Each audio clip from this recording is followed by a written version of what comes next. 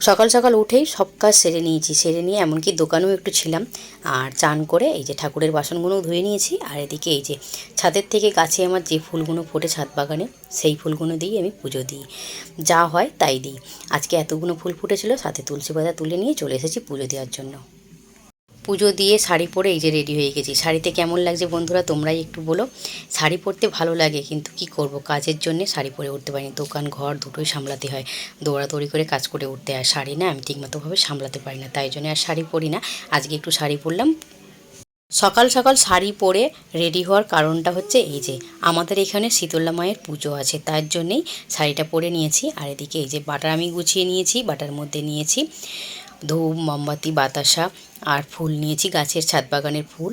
সাথে দুধ প্যাকেট নিয়েছি, দুধ প্যাকেটটা আমার নয়, আমার বান্ধবীর। আর এদিকে আমি সিদে নিয়েছি 1 টাকা আলু আর চাল।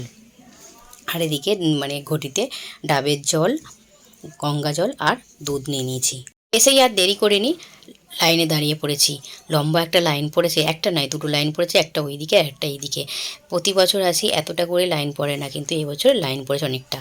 মন্দিরের পেছনে এই যে মা মনসার গাছ আছে, এই গাছের মধ্যে তেল দিয়ে তারপর মা মনসাকে দুধ, ডাবের জল, গঙ্গা জল দিয়ে চান করিয়ে সিঁদুর পরিয়ে এই যে ফুল দিয়ে পুজো দেওয়া হচ্ছে। এটি হলো মায়ের মন্দির।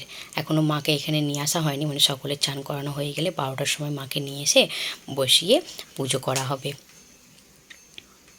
আমাদের বাড়ি থেকে বেরোতেই 1 মিনিটের রাস্তাও নয়। এই যে কালী মায়ের থান আছে, এখানেও একটু মাকে চান করিয়ে নিলাম, চান করিয়ে পুজো দিয়ে নিলাম। আর মা সকলের মনস্কামনা পূর্ণ করুক, এটাই চাই। আজকে আমাদের বাড়িতে গোপুসোনা এসেছে। দেখো গোপুসোনা এসে কি বদমাইশি না করছে, এত তাণ্ডব করছে কি বলবো। মামসোনার সঙ্গে ঘরে বসে খেলা করছিল, খেলা করতে করতে দৌড়ে এসেছে, মানে হামাগুড়ি দিয়ে, এখন হামাগুড়ি দিতে পারে, হামাগুড়ি দিয়ে একদম সোজা দোকানে চলে গেছে। দোকানে যে এটা টানছে ওরা টানছে। আর এই বস্তার মধ্যে না কৌটোগুলো রাখা ছিল, খালি কৌটোগুলো, বস্তাটাকে উল্টে সব কৌটোগুলোকে বার করেছে। বার করে দেখো বদমাইশি করছে কীরকম। মামসোনা তো উঠিয়ে রাখছে, আবার ও বদমাইশি করে ঢেলে দিচ্ছে। একদম কথা শুনছে না, মামসোনা তো পাগল হয়ে যাচ্ছে ওর সঙ্গে খেলা করতে করতে। আর এত ছটপটে হয়েছে কি বলবো, একবার এখানে একবার ওখানে করে বেড়াচ্ছে।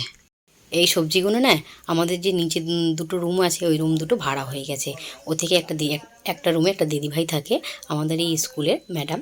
তো ওই দিদিভাই দেখো, দিদিভাইদের বাড়ি থেকে, শ্বশুর বাড়ি থেকে এই যে সবজি নিয়ে এসেছে, কলা নিয়ে এসছে, টমেটো নিয়ে এসছে, সেগুলোকে আবার আমাকেও কিছুটা দিয়েছে। দেখো মামসোনা আবার এ থেকে একটা নিয়ে খেয়েছে। ডাঁটাগুলো দেখো গাছের, তো একদম টাটকা টাটকা। আর টমেটোগুলোও কিন্তু গাছের। সন্ধ্যাবেলা দোকানে চলে এসেছি, দোকানের ডিউটি পড়েছে। তার কারণটা হচ্ছে আজকে খাবার জলটা শেষ হয়ে গেছে, একসঙ্গে দুটো করে ব্যারেল আনে, তাই জন্য বাবু আর বাবুর ড্যাডি যায় জল আনতে। গাড়ি নিয়েই যায়, গাড়িতে করে দুটো ব্যারেল নিয়ে চলে আসে। আর জল আনতে গেছে, ততক্ষণ মধ্যে দোকানের ডিউটি তো আমাকেই দিতে হবে, যতক্ষণ না নিয়ে আসছে। আর চলো বন্ধুরা, আমি দোকানে ডিউটি দিই। আজকে এখানেই শেষ করছি। সকলেই ভালো থেকো, সুস্থ থেকো, সাবধানে থেকো। আবারও দেখা হবে নতুন একটা ব্লগে।